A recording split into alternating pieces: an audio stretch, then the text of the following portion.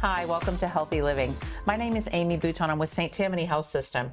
And today we're going to talk about palliative care, home health, and advanced care planning. And we want to talk about that because we have a wonderful team that works with us on all these fronts. And my first guest is Kathy Ann Howard. Kathy is a nurse practitioner for palliative care with St. Tammany Health System. So thank you so much, Kathy, for joining us today. Sure. Thank you for having me. You're welcome. So you work with the palliative care team at St. Tammany Health System. We are going to dig into what is palliative care, what does it mean for me as a patient, what does it mean for me as a physician. But first, I want to talk about a little bit of what you do and your personal life.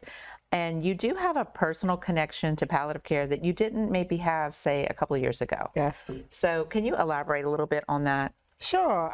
As you said, I am a nurse practitioner and I do work with the palliative care team here at St. Tammany, but I'm also a breast cancer survivor. In 2022, I was diagnosed with stage 1A breast cancer, and I ended up having to do all the things, mastectomy, radiation, and then continue treatment. And so that has really given me a really good perspective on the type of care and some of the struggles that our patients go through when they are diagnosed with cancer. And I've used that experience to incorporate into my practice now and help me be, a much better provider in terms of understanding like the patient's experience. Yeah, so we were talking about it, and it's almost like you know what you're doing. You're a palliative care nurse practitioner, so it's something you've been doing for years, and you've been providing this care. But now you have this kind of 360-degree view of it from the inside and out, and you know what that patient is feeling, yes, or could be feeling. Yeah. So how has that changed your kind of, I guess, care philosophy? Yeah, it helps me to be a lot more empathetic. There's so much anxiety that's associated with this diagnosis because even if you have a cancer that's treatable or curable, there is some changes that could happen in your life, whether it's a body image change, right. Whether it's the side effects from the treatment, you've lost your hair, so I really have a lot more empathy, and it helps me to also be the very best at trying to care for these patients. So let's dive in a little bit about to what you actually do, because palliative care can be mysterious to some people. We hear about it. People have theories about what it is and what it means to them as a patient. So give us kind of in a nutshell, what is it that you do? What's palliative care? Why would I come to you for that? So we tend to say a lot when we see patients that palliative care is an extra layer of support. We like that word, and because that's what we do. It's supportive care. We focus a lot on symptom management, helping patients to cope with the challenges of a serious illness or irreversible condition. Okay. So a lot of what I do is therapeutic and supportive to the patient. And it's not just for cancer patients. No, it's not. It's for anybody that has a chronic condition or irreversible illness or serious illness. And those patients typically would be struggling in some way. So for maybe our heart failure patients, they're struggling with the fatigue and shortness of breath. For our cancer patients, it might be pain. For some of our older patients who have dementia, it could be depression. And so we help to manage the symptoms that gives the patient the best quality of life. Okay. And we have done the whole health system was challenged to learn more about palliative care this year. Every year we are. And one of the cases that I saw in particular was also a breast cancer survivor, but she had a side effect from her years of chemotherapy of neuropathy in her fingers. And I think she was a seamstress. Right. So she basically said palliative care saved her life. So what is that approach? It's basically, I guess we were saying it's a symptom that you might have that reminds you of that illness. Yes. But you might not necessarily have to live with it. Yeah, you don't have to live in a way that prevents you from getting to doing the things that you love doing. I typically, when I see patients, I always ask them, what is your illness preventing you from doing? Like, what is the one thing that you may love to do that is preventing you from doing? And that's what we want to help the patients, for that seamstress to get back to doing what she loves. That might be sewing, for somebody else, it might be, I want to be able to go fishing. I want to spend time with my grandchildren without being so short of breath. And so that is the idea, is treating those symptoms, even though we may not be able to cure the disease, but we can help you live a quality life. And your team, you don't take the place of a primary care or an oncologist or a cardiologist or a neurologist. You are, like you said, an extra layer of support. So how do you integrate your care into their care plan? Yeah, that's a good question. It's really collaborative. It's support not only for the patient, but I like to say it's also support for the providers. We have a little bit more time to spend with the patient to focus on these things, where they get to spend the time focusing on managing the chronic condition. And so we don't replace them, but we really actually add to what they do, and they actually have better outcomes when their patients engage with palliative care. Okay, that is that makes it so much more clear to me, even knowing about it. So I hope that it's making it more clear to our audience. What would be a factor that would maybe exclude someone from palliative care? Would anything exclude you from palliative care? That's a really interesting question. I would want to say no. I think anybody could see palliative care. We could see patients across the trajectory of their illness. At any point in their illness, we could see a patient. So, I would say I don't think there's anything that would actually exclude you from getting in with us. Yeah. So how would I find you? How would I say, I want to go see Kathy for some palliative care consultation? So typically the referrals come from the providers. We get a lot of referrals from the primary care doctors or the specialists, the pulmonologists, the cardiologists. Typically they would send a referral asking us to engage with these patients to help manage some difficult symptoms. So it usually is through a referral from your provider. Do you have any favorite stories, good success stories that really kind of resonate with you and stick with you? Obviously I spend a great chunk of my time now at the cancer center and taking care of a lot of our cancer patients. And I feel like for me, success is when I see patients being able to do some things like coming in the door in a lot of pain, really struggling, and then being able to come back and tell me, I was able to go in my garden today. I was able to, sit at the table and have a meal with my family. So I think, just about all of the stories are success stories for us. That's good. Some of those little things you take for granted. Yes. So for sure. That's good that you can restore people back to some of those things.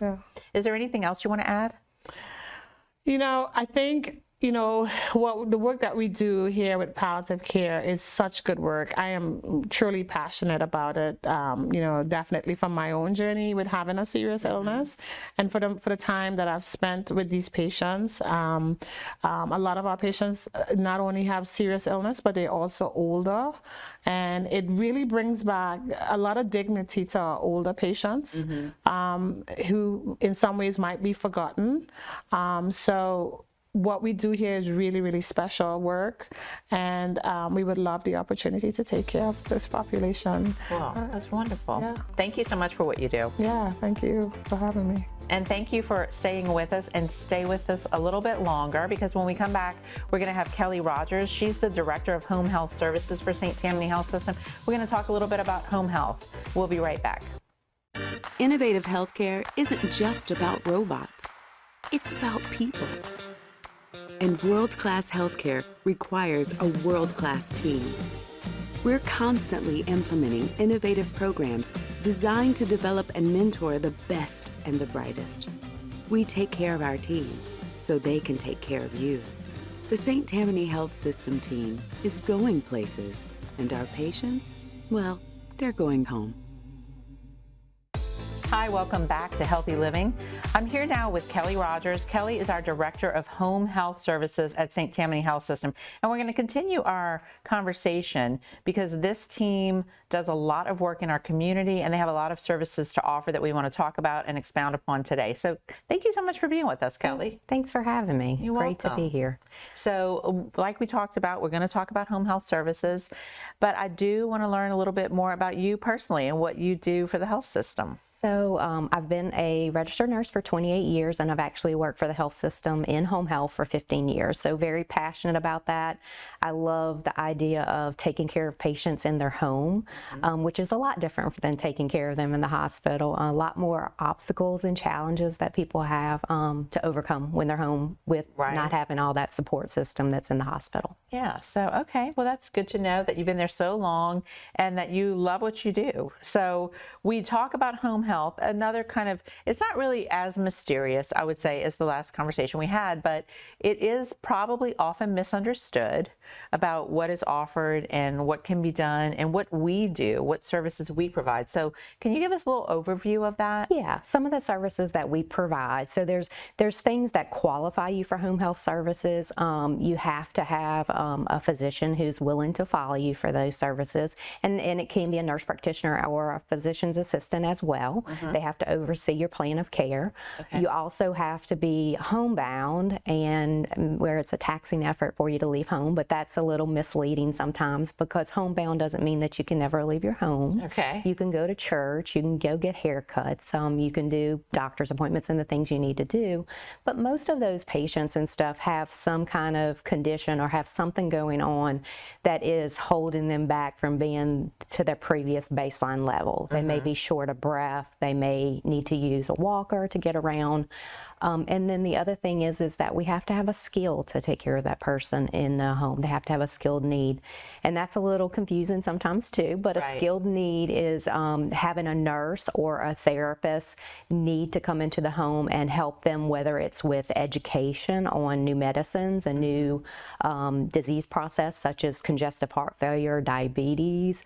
And it can also be the therapist working with them in their home. Say they've had a fall recently and they need some to get back to their baseline. They can develop a home exercise program for them. And they can also look at their home safety aspects and stuff to make sure they have all the right equipment, it's in the right places to help them get back to their prior functioning. So it sounds like something that needs a frequent touch, basically, where it would be a lot for someone to go back and forth. Yes, there are visits that we set up. So when we admit a patient to home health services, we set up a plan of care, and that patient knows how often the nurse is going to come, and if therapy is needed, how often they're going to be coming. And then we also have supportive services as well. We have a CNA, which can come in and help that patient with bathing and assist them with their activities of daily living until they get back to where they need to be. And also we have social services that's available too, because this day and time there's a lot of challenges and stuff for our patients, and they are able to come in and help them navigate that and help them with community resources, long-term planning, financial situations, different areas like that. So it does sound like we in home, I say we, but home health, their goal, your goal is to again, nurture someone back to as independent of a state as they can get to. Absolutely. Right? But it's in their own home. Absolutely. So you come to them. And just like with palliative care, we do the same thing. Each patient has their own goals. It may be that they want to walk to their mailbox and check their mail. They want to see those grandchildren or go on a trip with the grandchildren. So we're trying to get them back to that prior functioning level. Yeah. So they're able to do those things and have that good quality of life. And our ultimate goal is that people want to stay in their home. Yes. They don't want to have to go to the emergency room or the hospital. Right. They want to be at home. So that's our goal, is to keep them out of those areas. And we do. We just recently learned about a phenomenal success story that home health had, and I know that the outcome was amazing for a congestive heart failure patient. So can you talk a little bit more about that specific piece of care? Sure. One thing that we do that's a little bit interesting and stuff, and it's one of my favorite parts of things that we do in home health, is remote patient monitoring. So what we're able to do is take equipment and put it in the patient's home, and we're able to keep a check on that patient without actually even going into the home. We have readings that come across the computer system, and we're able to see, okay, did that patient gain 2 pounds today? Do they have something going on? Is their blood pressure elevated? And we have a nurse that oversees that 7 days a week. So they have somebody who's checking in on them basically every day without actually going and making a visit. So if we get an abnormal reading on the monitor, we reach out to that patient and say, you know, have you done something different? Did you have a change in your diet? Did you forget to take medications? Right. We try to get down to the root cause of what the reason is why they're having that change. And then we're able to intervene. They may have medication that they can take to help with that situation. We may have to reach out to the provider and say, hey, we have this going on. Yeah. Can you help us and give us some orders for what we need to do? Okay. So we've been very successful with the remote patient monitoring in keeping patients out of the ER and emergency room and a hospital. really kind of an early alert system to any red flags, like you said, and then you can make adjustment in care. Yes, absolutely. So that is a very special feature, and I would imagine that it sounds non-invasive, and the patient is a participant, I would imagine. Yes, and the equipment, it's not, I know that's one thing that's kind of intimidating sometimes to anyone, but it's real easy to use. It's a tablet, and it actually communicates to the patient. It tells them what to do. You're going to do your weight now. You're going to do your blood pressure. Right. So it's very interactive, and they get comfortable with it, and they'll actually retest on their own just to keep a check on things. So, and then we're in constant communication with them. So, and that is wonderful. I would imagine it gives them another level of support and kind of a feeling of safety. It does. That someone is always in tune to the care that they need. And the other thing that we also do is that, so home health is not, it's a temporary service. We're trying to get them back to their baseline. But when you do have patients who have a chronic condition such as congestive heart failure, it's something that they're going to have to learn how to manage. And that's a big thing that we do. A lot of education, you know, how you have to eat right, how you have to take your medicine, all the things you have to do to manage that condition. Yeah. And one thing that we do as well is once we get ready to discharge the patient from home health services and we're taking that remote patient monitoring out, we always make sure that that patient has that equipment in place. Yes. On their own. They have the blood pressure cuff, a scale, pulse oximeter that they would need to monitor that condition ongoing, because we have to enable them to be able to manage it ongoing when we're not there. Yes, and that gives them a little more independence. Is there anything else you'd like to add about what we talked about today?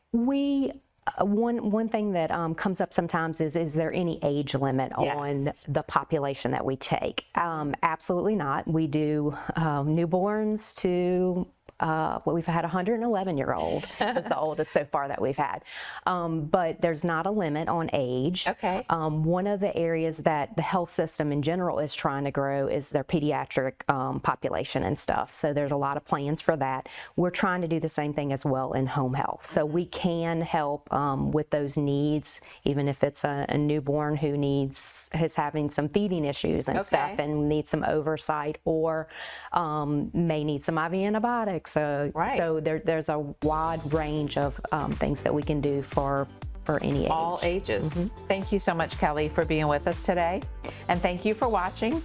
Stay with us, because when we come back, we're going to speak with Emily Peppo. She is our supervisor of palliative care, and she's going to talk a little bit about advanced care planning. Kids should be seen and heard. At St. Tammany Health System, Many kids are being treated like, well, kids. We're not little adults, you know. they have the North Shore's first kids-only ER. And ICU. They even have a parenting center. Kids aren't the only ones who need to go to school. Together with their partner, Oxnard Health, St. Tammany Health System makes it easy to be on our side. On this side of the lake. Welcome back to Healthy Living. I'm here now with Emily Puppo. Emily is the supervisor of palliative care for our home health and palliative care and hospice team. And we're super happy to have you here. Thank you. Thanks for having me. Thank you. We're going to talk a little bit about advanced care planning because it's an intricate topic and it's extremely important. But before we do that, tell people about you. What do you do for St. Tammany Health System? I mean, we know you're a supervisor of palliative care. What does that mean? So I oversee the nurse practitioners, physician, and nurses of palliative care. We have an inpatient consult service. So when our patients go into the hospital, we can see them, check on them, and establish new patients as well. We also have a home visit program. We're at the Cancer Center, and we have a clinic on Polk Street. Okay. So what about you? What drew you to this facet of healthcare? So palliative care is very specialized. It's very personal to, well, everyone in our department. Each of us have a personal reason for being here. My mom, for example, passed away a few years ago, and without the palliative care team speaking to me, I don't think I could have done it. It was very difficult being there. Anticipatory grief is a real thing. Watching your loved one suffer is hard. And so having that extra layer of support for not only my mom, but for myself was very important. And it kind of led me to where I am today. Okay. And you and I talk a lot about what palliative care means, hospice care, home health. We talk about all those topics. Mm-hmm. And we talk about another topic that is a companion to those topics, which is advanced care planning. Yes. And you often describe advanced care planning as a gift that you can give your loved ones. So what is advanced care planning, and then how is it a gift? So let's start with what is it exactly? What is it? Okay. Yeah. So there's multiple different types of advanced care planning. There's living wills. Mm-hmm. There is a healthcare power of attorney, and advanced directive, and there is also a LaPoste, a Louisiana physician's order for scope of treatment. Mm-hmm. Each one of those documents is a little bit different. The most important one, in my opinion, is the healthcare power of attorney. You want to make sure there's a person that knows what you want in the event that you can't speak for yourself, and then will be able to fulfill what you want. They'd make healthcare decisions in the event that you couldn't speak for yourself. Mm-hmm. And a living will is a little bit simpler. It just kind of is a yes or no question of, would you want to live on life support, or would you want to withdraw care if that was the only thing sustaining your life? Right. And then the LaPoste spells it out specifically. So you have, CPR versus no CPR, intubation versus no intubation, mm-hmm. feeding tube versus no feeding tube, et cetera. And so those forms are very important, but it's a gift because there's no guessing. Mm. So for example, with my mom, it's difficult when all these doctors are coming at you, what do you want to do? You want to do this? Do you want to do dialysis? Do you want to, do a feeding tube? And you're like, well, I don't know. Mom said she wanted to fight, but I don't know if she would want that. And dialysis is a lot. Right. There's a lot of guessing that goes into it. When you have these documents already in place, your loved one doesn't have to guess. Right. And so that's how it's a gift, is they don't have to live the rest of their life thinking, maybe a mom would have wanted that. Maybe right. Dad would have wanted that. You already know what they want because they signed their name on the paper, and they said what they wanted. Right. And, talking about end of life or a critical illness or a surprise illness that you end up in the hospital where you cannot speak for yourself, that's not a fun topic to talk about.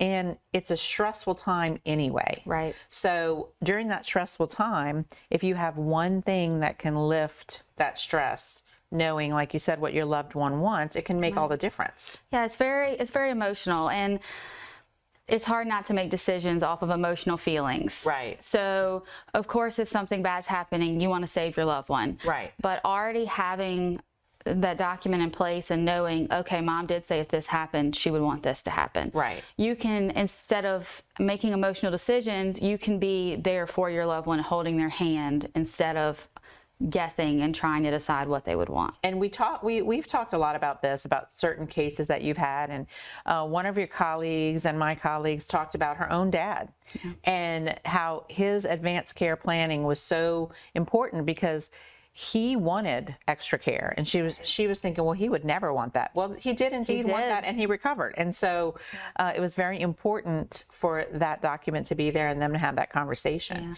And I do want to touch on the power of attorney. Yes. Because oftentimes power of attorney means, you're giving someone control, but I want to make the clear distinction that a healthcare power of attorney is only if you're incapacitated. Right. It's not someone who's going to make a choice for someone who's speaking and coherent, correct? Correct. So in the state of Louisiana, a healthcare power of attorney does need to be notarized. So we do recommend that done through a lawyer. Southeast Louisiana Law is, they do a lot of pro bono work as well. So they're partnered with us on a lot of patients that need assistance. But I will say for a healthcare power of attorney, it's not the same as your financial power of attorney. They are separate. Right. And the healthcare power of attorney only goes into effect if, for example, my husband would take over if I wasn't able to speak for myself. And there is a hierarchy that I like patients and families to know about. If you don't have a specific person laid out, there's a hierarchy in the state of Louisiana. So it's your spouse. You have to be divorced. So for example, if you've been separated for a while and you might have, a new loved one that you would want to make those decisions, in the event that you're incapacitated, if you're not legally divorced, for example, Your spouse is the one. your spouse is the one. So And there's little details. there's little details that you don't think about, and it's if you have multiple children, it's a majority rule. So you can imagine it can cause a lot of tension sometimes in families. So I really recommend everyone has these documents in place. They're very simple. Most are free to complete at our palliative care clinic, and it just makes things a lot easier so your loved ones can actually be with you in that moment. Right. So you mentioned the clinic, excuse me, but there's ways that you can come to you in the community, because you have several events throughout the year that Yes. are specifically honed in on advanced care planning. It's advanced care planning workshops, and they're free and open to the public, and your team is there. So you can help with various different things regarding this. So what do you want to say about the clinics? I know we're going to have a whole litany of them in 2024. One every month. Yes. So there's a great opportunity for everyone. What would happen when I come to the clinic? So our palliative care clinic, it just depends on what the referral from your doctor is for. Like Kathy Ann mentioned previously, symptom management is one of the big things we do. But we can also see patients just to complete the advanced care planning documents, have those tough conversations, explore their goals and what's important to them. And at our events monthly, which we'll be announcing soon, events for 2024, they're just out in the community, free events that we can complete the documents on site for you, or you can always call our clinic and you can come in and we can come to your home or the clinic to complete the documents for you. Okay. Well, is there anything else you want to add about anything we talked about today? I just want to thank you for having us, and we're very excited for the next chapter for palliative care. We're growing quickly, and we look forward to caring for more patients. All right. Well, thank you so much, Emily. Thank you. And thank you all for joining us. That is going to do it for this episode of Healthy Living. We'll see you next time.